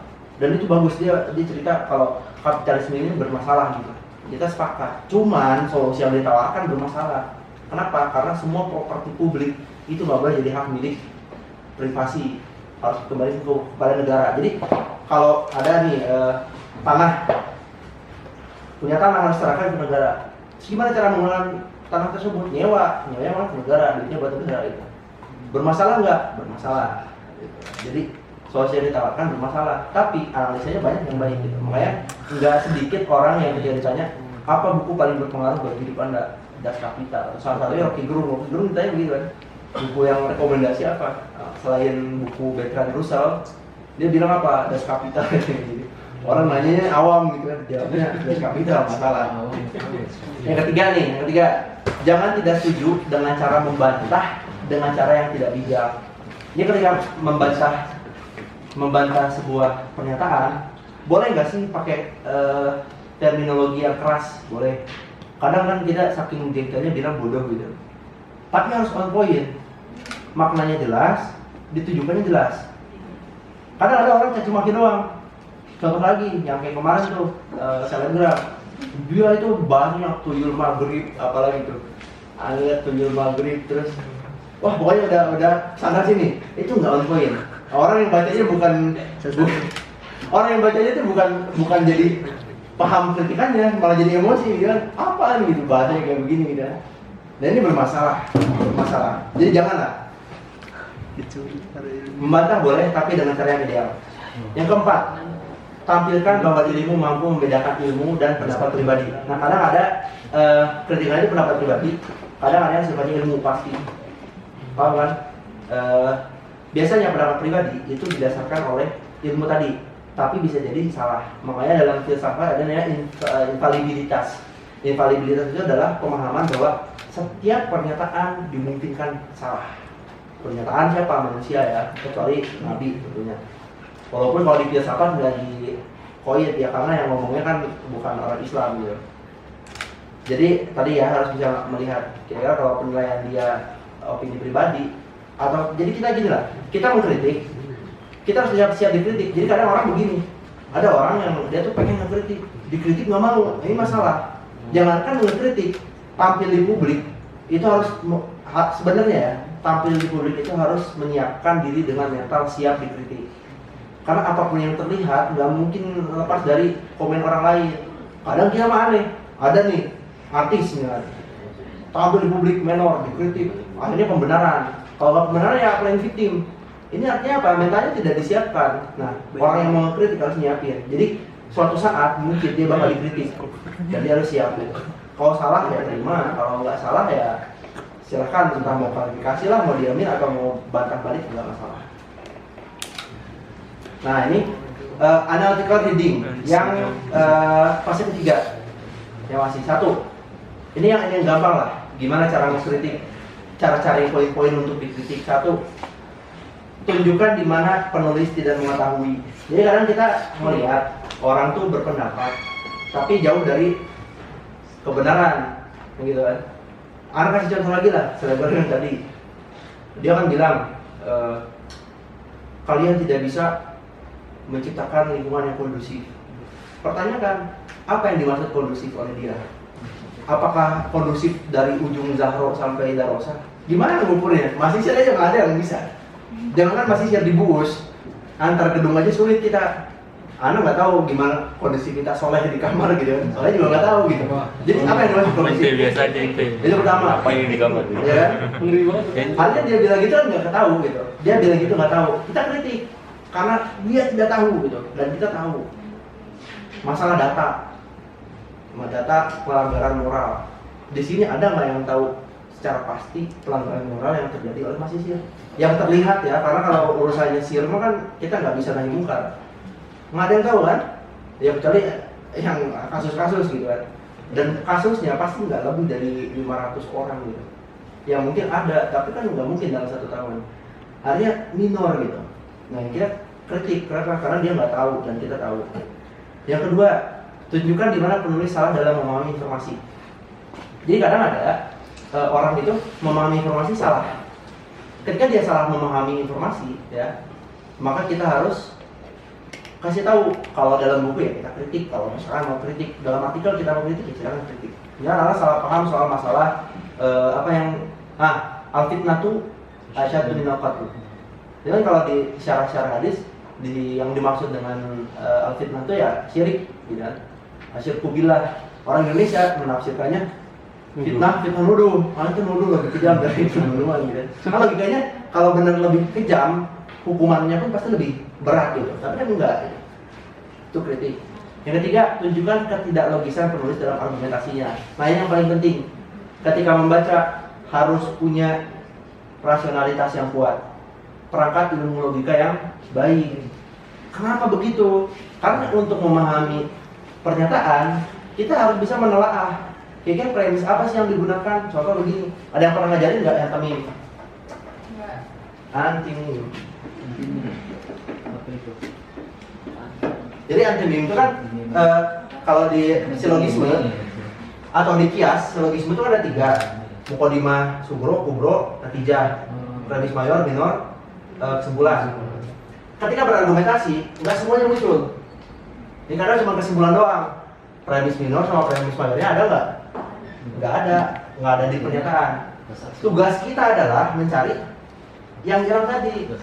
Cara ngilang tadi dengan 2 cara, bisa kalau cerdas dan memorinya kuat jadi kepala, tapi kalau nggak ya tulis. Kalau baca buku. Nah, kenapa perangkat logika itu penting? Ya untuk tadi melihat. Karena kadang penulis itu susah. Kalau bahasa Indonesia aja susah, apalagi bahasa Arab, bahasa Inggris. Saya pernah baca buku namanya Reconstruction in Philosophy, karya John Dewey. Dia filsuf yang memang fokus dalam masalah epistemologi dan berpikir kritis. Itu bacanya pusing juga. Kenapa? Karena kita bingung juga ini maksud apa. Nah, orang yang punya logika dia pasti mencari, oh ternyata premisnya begini yang hilang. Jadi harus mungkin nggak? Ya harus gitu, karena sejauh penerapan saya ya, mempraktekkan ilmu logika itu jauh lebih sulit dibandingkan memahami. Jadi kalau memahami udah sulit, apalagi mempraktekkan. Dan logika yang kita pelajari itu logika dasar, belum logika lanjutan, modal logik dan sebagainya. Nah yang berikutnya adalah, nah ini yang terakhir, itu adalah syntopical reading. Reading to master. Ini saya kasih sedikit sedikit inilah gambaran. Karena kalau dirinci ini lebih susah. Analytical reading udah banyak. Dan ini banyak yang bukan banyak dihapus ya. Tidak semua saya jelaskan dari buku tersebut. Merupakan tingkat paling menantang, melelahkan, dan paling sulit dari semua jenis pembacaan. Melibatkan banyak buku dalam subjek atau disiplin ilmu yang sama dan melakukan perbandingan, penelahan ide yang berbeda, pembangunan pembendaharaan kata, dan argumen yang dibangun. Contoh begini, teman-teman ingin ahli di bidang ilmu logika, artinya harus bisa skimming pasti, inspectional reading harus bisa, analytical reading harus bisa. Yang terakhir adalah impactional reading. Impactional reading begini, misal ada buku 1, 2, 3, 4, 5, 6. Ya, 6,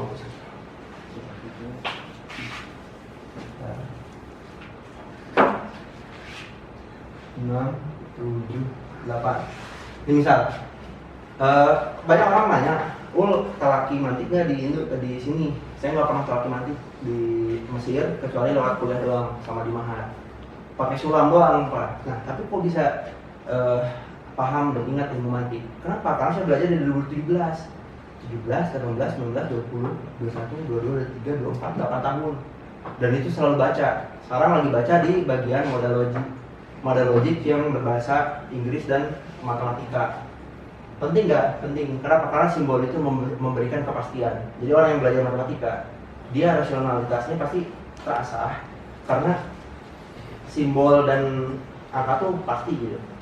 Nggak disusupi oleh konteks. Tapi kalau kita bahasa udah ada konteks, ya kan? Jadi logikanya, kaidahnya udah kuat, tinggal kita mengkontekstualisasi gitu, apa yang akan kita logikakan. Nah, ketika belajar ilmu logika, teman-teman misalnya pengen menguasai ilmu logika, gimana caranya? Satu, pelajari misalkan yang berbahasa Arab, mantik, sulam nauro, dan sebagainya, sampai nanti risalah syarahnya dan sebagainya. Baca yang berbahasa Arab.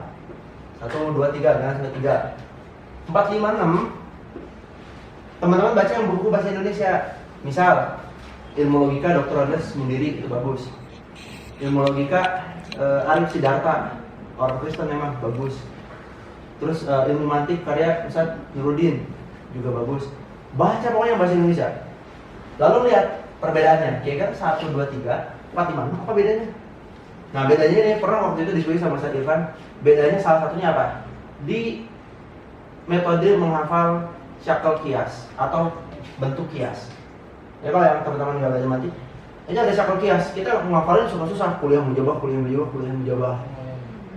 Tapi kalau pakai bahasa Latin ya atau bahasa Indonesia atau mungkin yang berbahasa Inggris itu gampang. Kuliah mujabah disingkat A.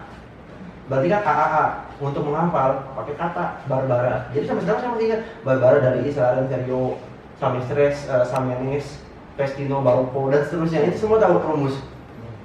Jadi gampang gitu. Nah, ternyata kan tadi kan udah dikasih tahu tuh. Oh, ternyata ada perbedaan metode. Kedua, di Sulam Munawwarah nggak diajarin yang namanya istighraqul hudud kecuali di Hasyiah mungkinnya ada. Apa itu istighraqul hudud? Terdistribusinya sebuah terminologi dalam ilmu mantik. Itu susah kan? Kalau misalkan orang nggak pakai rumus. Di bahasa Indonesia, saya menemukan di bukunya Arif Siddhartha, ilmu ingat ya, buku orang Kristen Katolik. Dr. Arif Siddhartha. Sekarang udah profesor. Saya buku ilmu logika, cuma 89 halaman. Di sana ada rumus. Rumusnya apa? Rumus terdistribusi term Ascendito.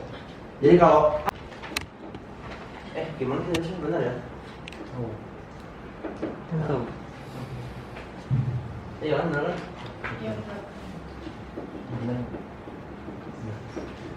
Sebut thought experiment. Eksperimen dalam apa? Pikiran. Penting atau tidak? Penting. Dia dilatih melalui kecerdasan intuisi. Kecerdasan intuisi itu adalah imajinatif, dan imajinatif dilatih melalui karya-karya fiksi. Jadi kalau pertanyaannya penting nggak? Penting. Tapi membaca novel itu preferensi. Ada preferensinya ingin merasakan drama atau drama cinta, bacanya novel Dylan, atau baca novel apa lagi yang ada dramanya, Api Tauhid, Perahu kertas. atau novel dan seterusnya. Ada yang suka adventure atau petualangan, dia pasti pilih novel itulah yang apa sih novelnya, lupa namanya, lupa ya, tapi ada novelnya. Terus juga bisa juga dia baca novel Harry Potter. Kenapa? Karena Harry Potter dia petualangan. Jadi pertama itu preferensi ya. Kalau ditanya penting karena ketika kita berkaitan dengan masa intelektual, kita butuh thought eksperimen. Ya sebelum kita mengeksperimen kepada orang, kita di kepala pikir dulu, kira-kira kalau saya ngomong gini sakit hati nggak ya? Setidaknya kalau benar sakit hati, kita berpikir karena udah serius, kita dapat satu pahala itu. Ya tinggal minta maaf karena saya udah memikirkan dan sebagainya gitu. Kalau benar kan enak gitu ya, kita bijak gitu. Dan itu dilatih dari fiksi. Ketiga, kalau mau cari novel fiksi-fiksi yang bagus, yang memang nggak imajinatif banget, maksudnya imajinatif tapi dia nggak ngaco gitu, nggak novel yang ada manusia punya sayap gitu, nggak gitu. Bacanya apa? Satu, misalkan 1984, terusnya ini baca bagus nih, ini keren banget, disarankan banyak orang, sarankan sama filsuf juga, sarankan si Rocky Gerung juga sama nyaranin 1984. Kedua, yang nggak terlalu fiksi ya, dunia anak sama dunia sofi, filsafat. Jadi novel banyak genrenya. Jadi pilihlah preferensi. Jadi kalau disebut penting. Kedua, masalah pribadi. Nah, ini juga tergantung. Ada orang yang memang membutuhkan karena dia suka tokohnya, akhirnya dia baca, oh ternyata kayak begini. Soal suka nggak suka itu ya nggak masalah gitu ya. Makanya tadi ada cara kita menyalurkan ketidaksukaan dengan cara mengkritik, itu satu. Yang kedua, kalau memang nggak bisa mengkritik nggak usah dibaca. Nah, yang ketiga, kalau kita ingin melatih kesabaran kita dalam berdialektika, ya ini dalam dunia ini yang berdialektika adalah kita membaca pandangan suatu pandangan yang bertolak belakang dengan apa yang kita pahami. Karena begini, contoh begini, ada orang mengkritik kita, pasti kan kita mau bergetar dulu pasti, karena pun begitu kalau baca, wah apa nih. Tapi ada orang yang bijak dalam menanggapi, yaitu adalah orang yang bisa memahami ketidaksukaan orang lain, lalu kita analisa, kita evaluasi, sisanya gimana kita. Setelah evaluasi kita bebas pilih, mau kritik balik silakan, mau nasihati silakan, mau diemin silakan, mau memutus komunikasi juga silakan. Tapi dengan membaca sesuatu yang tidak kita sukai dari misalkan dari satu tokoh, itu akan melatih kita untuk bisa berdialektika dengan orang lain. Ya baca tokoh yang ente nggak suka. Atau bahasa sekarangnya begini, tahu Abu Janda nggak? Pohon Madi Arya. Antum mau melatih mental tuh tonton video dia. Kalau ente nggak emosi berarti dua kemungkinan, antara ente memang gak ada giroh terhadap Islam atau giroh terhadap kebenaran, atau emang ente mau bener-bener kuat mentalnya gitu. Karena saya sendiri kuat paling setengah-setengah gitu ya. Yang memahami untuk mengkritik bisa, tapi ada emosi pun gak gitu. Apalagi kalau novel kan struktur gitu. Jadi kalau dikaitkan dengan penelitian, tergantung penelitian itu apa dulu yang dimaksud. Kalau misalkan yang dimaksud dengan kita bisa nggak sih meneliti novel? Bisa. Coba lihat skripsi Indonesia ada. Hikmah-hikmah yang tersembunyi, analisis hikmah yang tersembunyi dalam novel bla bla bla, dalam diskursus bla bla bla. Itu novel ada. Film pun ada, dunia perfilman ya, kuliah perfilman nggak ada. Nilai relativisme nilai dalam film bla bla bla bla bla dalam pandangan Islam, itu bisa. Kalau untuk jadi dasar bisa, tapi semua hal bisa diteliti, tergantung kita mau mana. Nanti bakal dijelaskan di dasar-dasar penelitian. Ada satu lagi nih mukadimah. Dasar-dasar penelitian nggak akan saya jelaskan secara rinci metode-metode penelitian kualitatif dan kuantitatif. Karena banyak ya ada apa namanya korelasi Pearson, ada juga triangulasi dan sebagainya. Jadi akan dijelaskan itu aja sih. Paham ya? Udah.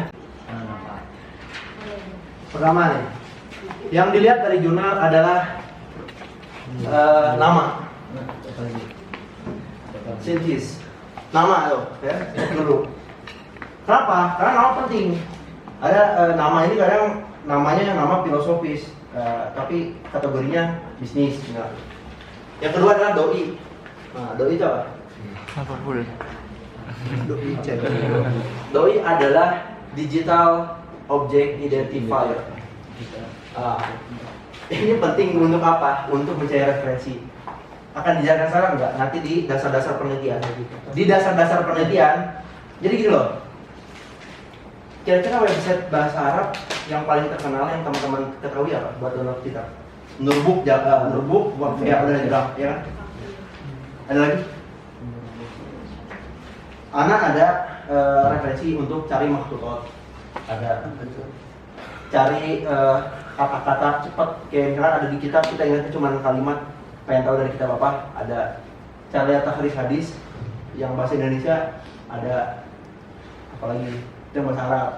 Terus gini, buku-buku modern bahasa Arab atau buku-buku universitas ada yang lengkap, ada bahasa Inggris, cara download jurnal ada, cara cari jurnal yang pas ada, bahkan cara cari jurnal pakai mesin AI juga ada, dan itu bakal dijelasin pas di dasar-dasar penelitian, enggak masalah. Jadi kalau nggak datang ya istilah nggak apa-apa, gitu. Bukan akan dijelaskan di sana. Kenapa? Karena jurnal itu sekali baca dia rata-rata $40 atau enggak 38 euro satu kali artikel. Jadi kita nggak punya akses ke sana. Aksesnya emang ilegal, tapi yang buat ini ilegal dia didukung oleh jutaan peneliti gitu. Karena begini teman-teman, ada yang nyangka nggak? Kira-kira kalau orang nulis di jurnal dapat duit nggak? Nggak sama sekali. Di Indonesia jurnal itu kan open access. Maka ketika open access kita bayar yang namanya APC, artikel proses atau artikel publishing charge. Di Gontor artikel jurnal Sakova, jurnal K5 itu 1 juta satu artikel. Kalau keterima 1 juta. Kemarin Pak Sekjen PPMI Pak Lutfi Ahmad Nasri dia kan nerbitin tapi dengan beberapa banyak Ed Alia tuh dengan banyak kawan itu 3 juta harganya. Itu yang open access di Indonesia. Di barat itu ada 2, ada open access, ada nggak open access. Yang nggak open access satu artikel $40. Satu artikel $40 ya, bukan semua artikel. Dan yang mau open access, yang ingin artikelnya bisa diakses oleh semua orang, itu harus bayar minimal berapa? Coba. Saya udah cek ya, saya udah cek di yang Oxford, di Cambridge, di jurnal-jurnal internasional ternama. Orang yang ingin artikelnya dipublikasi dengan gratis, orang bisa ngedownload, itu harus bayar paling minimal 40 juta untuk open access. Jadi peneliti itu nggak dapat duit.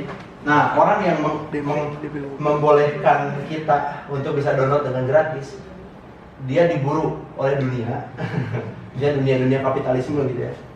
Dan nanti akan saya jelaskan cara download jurnal yang baik dan benar dan manfaat. Dan caranya gimana, cara searching dan sebagainya di sana. Nah, tadi ya jurnal doi. Kedua, judul Undermining Truthmaker Theory. Ada yang paham nggak? Artinya apa?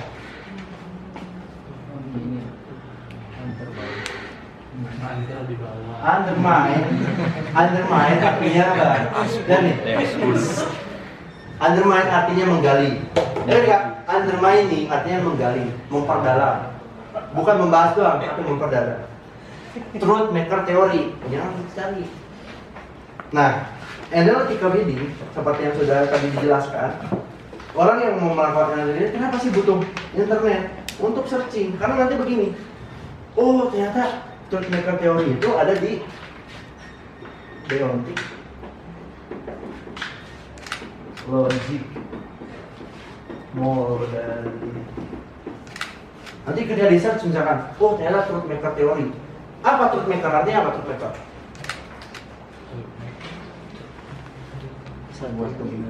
Membuat kebenaran, artinya gitu kan? Arti definisinya adalah teori di mana apa sih yang bisa membuat sebuah pernyataan itu benar secara yakin. Nah, dibahas di deontic logic. Oh, nanti dibahas lagi. Oh, ternyata di logika ada yang disebut dengan validity and soundness. Ini subbab di ilmu logika. Ini ilmu logika di bidang bahasa dan di bidang matematika. Bahas lagi truth maker teori.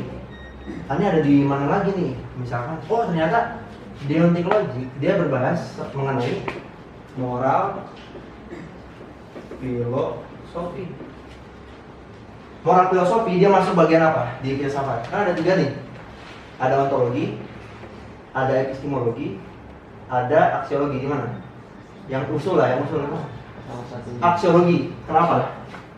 Karena itu membahas etika. What should I do? Aku harus bagaimana? Itu dibahas di mana? Truth maker teori. Jadi gini, orang itu akan bijak ketika dia bisa gini. Dia melakukan sesuatu yang benar dengan teori yang benar, dengan cara yang benar. Akhirnya connect lagi ketika searching ya. Analytical reading, searching. Oh, ternyata ada loh yang merumuskan truth maker. Cara mempraktekkan dengan cara yang benar. Namanya misalkan practical salah ya.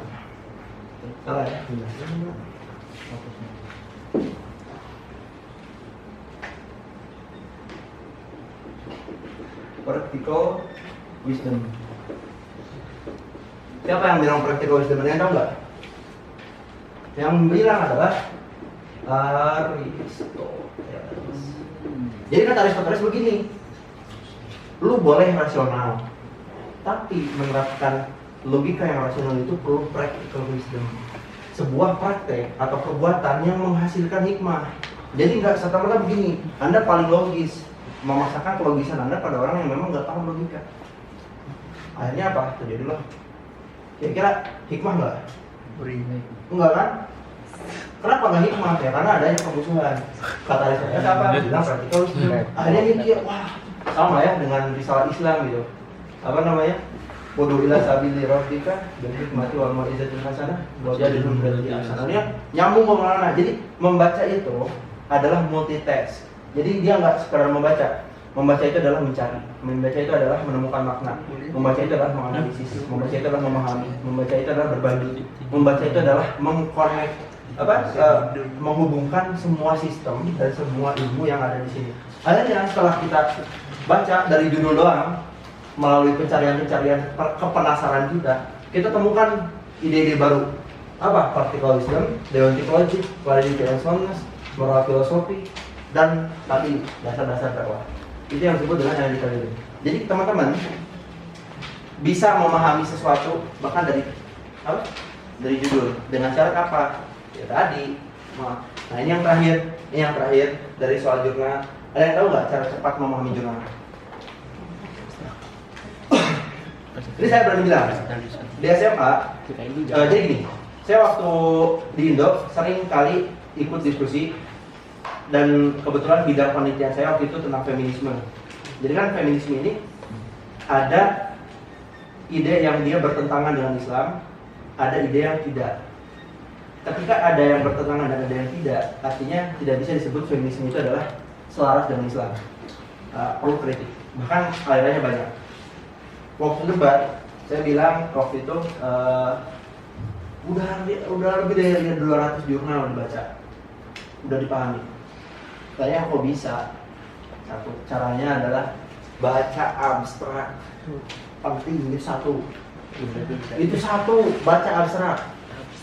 Ini ya,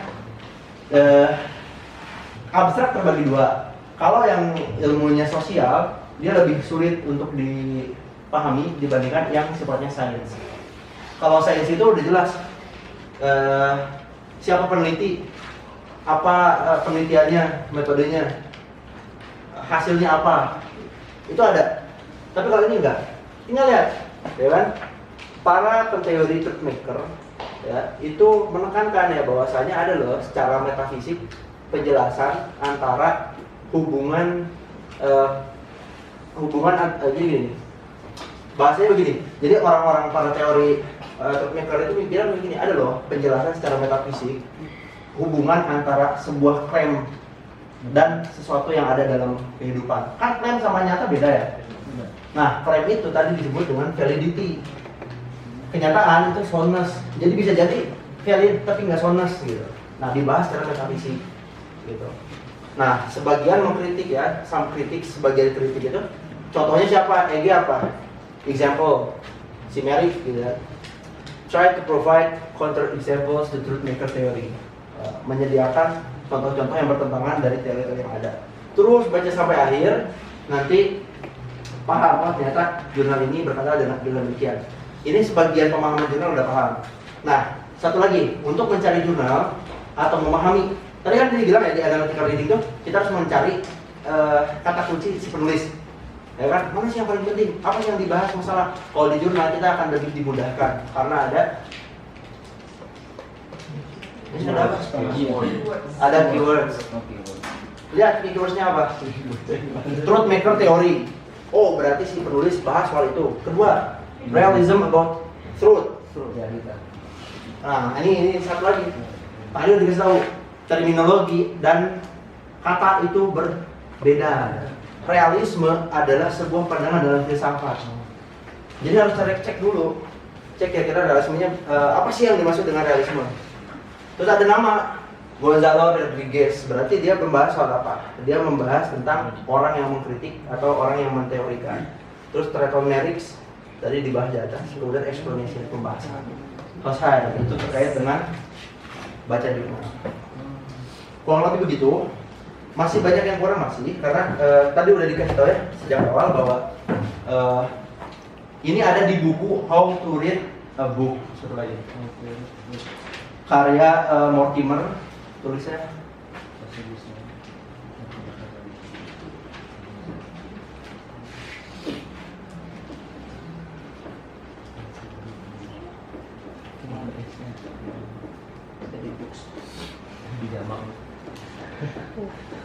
ini peneliti, pendidik luar biasa. Ini dia calon vendor itu bawa masalah jurnalis Mortimer Adler, dia pendidik dan filsuf Amerika, lahir 902, wafat tahun 2001, udah tua emang. Dan ini bukunya klasik, dia diterbitkan pada Perang Dunia II 1940-an. Tapi dia bagus bukunya, teman-teman boleh baca. Saya sarankan yang bisa berbahasa Inggris, untuk membaca buku tersebut pakai bahasa Inggris. Kenapa? Karena itu lebih enak. Karena para penulis orang yang native Inggris, ini udah baca enak. Kosakatanya sulit-sulit gampang, ada yang sulit, ada yang gampang karena dia kosakata orang tahun 1940. Yang bahasa Indonesia ada nggak sih? Ada. Bisa beli teman-teman di Shopee, tapi kekurangannya tadi penerjemahan memang tidak selalu sempurna. Kadang aja ada konsep yang tidak terjelaskan. Kalau mau download di PDF ada, tapi berbahasa Melayu sejauh yang saya ketahui. Baca di sana karena ada banyak hal yang belum saya ungkap. Dan sekali lagi saya sampaikan, di Indonesia atau di Malaysia, cara membaca buku ini atau metode membaca buku ini dia dijadikan kelas. Yang mana analytical reading ini kelasnya ada yang sampai 2-3 bulan beserta prakteknya. Jadi biar benar-benar menjadi seorang peneliti itu seperti apa. Tapi di sini insya Allah dapat ya dasarnya, tinggal teman aja kemampuan untuk belajar mau atau tidak. Mungkin sekian dari saya. Kalau ada tanya jawab silakan. Saya kembalikan ke aturan, komitmen, aturan, dan kepoan. Lihat nih. Komitmen, aturan, kepoan. Apa itu komitmen? Satu, komitmen untuk membaca sampai selesai, sampai paham. Kedua, aturan. Saya, kenapa saya bisa bilang dulu di Indo sampai 8 jam lebih dari itu. Bahkan, contoh ya, saya di Mesir jarang membaca buku fisik karena kebanyakan bacaan buku bahasa Inggris. Kalau pakai laptop cuma bisa di kamar, jadi rata-rata pakai HP. Ya orang kiranya, nanti main HP terus, padahal jurnal ini. Memori itu 256 GB itu NISA 14 GB sekarang. Isinya banyak PDF, jadi bingung mau di laptopin. Local disk day-nya itu tinggal 5 GB, C-nya itu nggak lebih dari 15 GB gitu. Jadi satu komitmen, kedua aturan. Pakai apa? Pakai stopwatch. Kalau anak ya, silakan itu kreativitas lah pakai stopwatch. Kalau dulu tuh gini, sehari di minimal. Kalau sibuk 2 jam minimal, kalau nggak sibuk minimal 4 sampai 5 jam. Nah, jadi kalau ketika melihat belum satu jam harus terus baca, paksain. Yang kedua adalah kepoan. Kepo ini penting ketika baca. Jadi gini, rata-rata orang kalau udah ngantuk apa coba tidur kan? Kalau lagi baca serius jangan tidurin, paksain, searching di Google. Kayak tadi kalau ada teori apa? Teori Rawls, tahu Rawls nggak? Rawls tuh ahli filsafat, ahli sosial. Dia punya teori tentang justice, philosophy of justice, filsafat keadilan. Nah, teman-teman lagi baca, ketemu itu, ngantuk, harus punya kepoan. Jadi jangan diem, langsung buka Google, search Justice Theory by Rawls. Bukan Rawls sih, Rawls. Bukan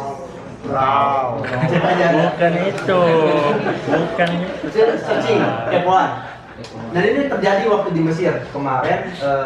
Saya udah mau tidur jam 10. Nanti baca-baca jurnal terakhir. Kepoan ini searching Google terus, kepo baca. Ketemu teori baru, searching lagi, ketemu teori lagi, searching lagi. Sampai akhirnya nggak tidur karena susah tidur, udah jam 3 udah tidur mau subuh, nggak tidur capek, akhirnya udah. Itu jelek sih, tapi ya tadi kebiasaan membaca itu tadi komitmen, aturan, kepoan. Yang kedua, ini yang paling pasti harus paksakan. Ini sama pertanyaannya dulu saya ikut dauman di Indonesia sama Syekh Hanova. Dulu tanya, ada yang nanya, Syekh, saya merujaah suka mampus katanya, terus capek katanya, gimana ya biar mungkin. Kata Syekh Hanova, Allahumma paksakan. Syekh Hanova orang Sunda. Bismillah gitu, paksain. Jadi capek-capeknya udah paksain, sama kayak baca. Karena nggak ada yang nggak ngantuk, saya juga kadang ngantuk gitu. Kadang ngeliat bukunya pusing gitu, udahlah gitu. Kadang saya juga nyerah, nggak semua orang ya, nggak semua orang yang suka baca juga istiqomah baca enggak. Tapi ada kaidah-kaidah tertentu yang menekan persentase dia untuk tidak membaca. Jadi kayak orang membaca tidur, ya malas juga, ya tapi jauh lebih banyak bacanya dibandingkan malasnya. Orang yang nggak suka baca lebih banyak tidurnya daripada bacanya. Kayak mahasiswa yang malas, yakin buka buku pas imtihan, bukunya susah lagi gitu kan. Apalagi anak lihat syariah tuh tebel-tebel. Untungnya ada di masjid gitu. Kalau nggak di masjid kan repot gitu. Jadi 2 aja, solusinya 2. Yang ketiga pede sih. Yang ketiga pede. Dimanapun baca. Karena nggak ada alasan, contoh ya, Anda lihat HP nih, capek malah baca jurnal capek gitu kan. Caranya gimana? Lihat Wikipedia itu, ini bagus ya, Wikipedia itu boleh nggak jadiin sumber? Boleh, ada yang bener ada, tapi nggak semua. Jadi Wikipedia yang berbahasa Inggris itu banyak yang bagus, bahkan ada citasinya, ada footnote-nya gitu, atau endnote-nya. Jadi baca Wikipedia. Gabut baca, kenapa sih harus gabut baca buku? Ya karena membangun kebiasaan itu memang dipaksakan. Yang kedua, ini yang penting, WikiLeaks. Tahu WikiLeaks enggak? Nggak tahu kan? Ini penting, WikiLeaks. WikiLeaks ini, yang punya WikiLeaks itu diburu sama Amerika dan Inggris, bahkan masuk penjara.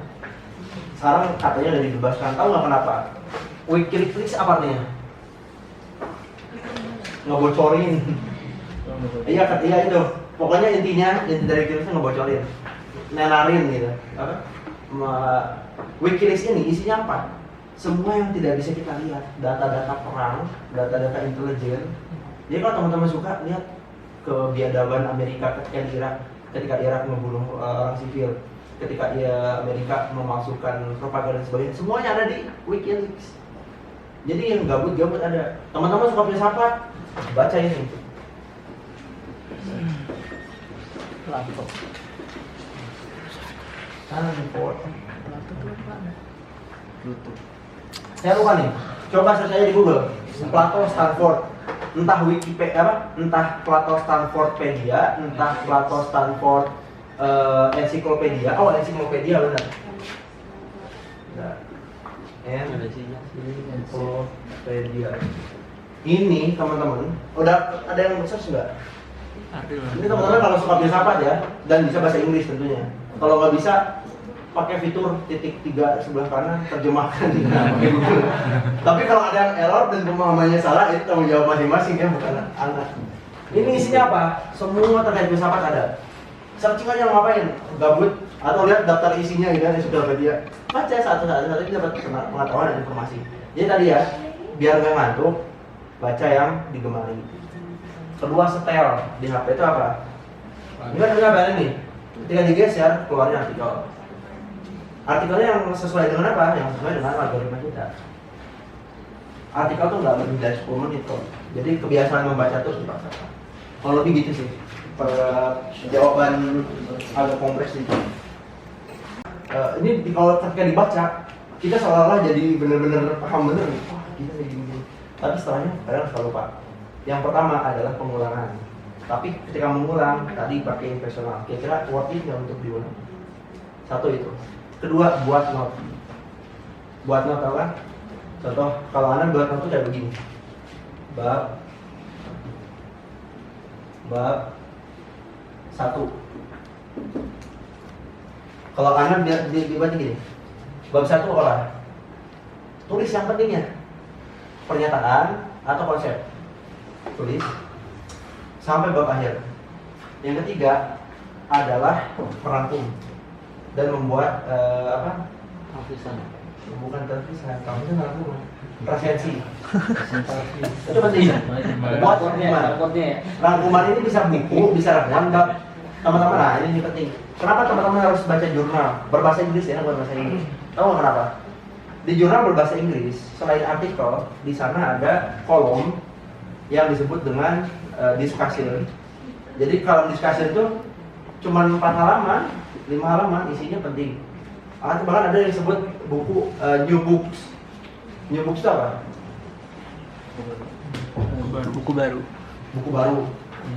Buka, ya benar. Buku baru. Tapi maksud dari jurnalnya bukan. Dari jurnalnya new books itu apa? Ngasih tahu nih loh publikasi baru. Teman-teman bisa baca. Gitu. Nah, terakhir ya, untuk bisa benar-benar memahami, harus ada pengulangan dan melakukan synoptical reading. Karena kalau udah synoptical kita membandingkan sehingga apa yang di kepala tuh langsung gini ya gitu. Susah emang susah karena ada juga nggak semua ingat kok. Saya baca buku matik yang diingat cuma kaidah-kaidah pentingnya, contoh-contohnya, argumen-argumen permisnya. Karena lupa juga. Ini juga sama. Ustaz Adian kan cerita soal Zionisme, cerita soal Palestina, cerita soal liberalisme, cerita soal Islam. Secara umum paham, secara detail enggak perlu diulang, perlu. Karena ini worth it. Yang nggak worth itu yang kalau tulis atau apa tadi? Kuliah mujabah. Subjek. Oh berarti yang A itu yang terdistribusi atau yang teristigrok kosakatanya adalah yang subjek atau maudu. Itu rumus. Yang disebut bahasanya mnemonik. Jadi teman-teman bisa bikin rumus sendiri, bisa, cuman rumus yang baku begitu. Sudah tahu nih buku-buku besar. Ayo masuklah 78. Apa nih harus dibaca dari buku mantik berbahasa Inggris? 1, Irving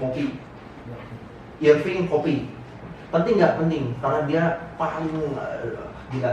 Rocky Gerung aja ditanya buku logika apa yang disarankan, baca Introduction to Logic Irving Copy. 1. Kedua, A Concise Introduction to Logic. Bukunya siapa? Harley. Itu bagus. Dibandingkan lagi, oh ternyata begini ya gitu ya. Perbedaan antara berbahasa Inggris, bahasa Arab dan bahasa Inggris. Nanti setelah ini maju lagi ke mana? Logika matematika. Belajar yang namanya matematika diskrit. Nanti ada yang disebut dengan logika orde 0, logika orde pertama, logika orde kedua. Dan itu penting nggak? Penting. Contoh begini.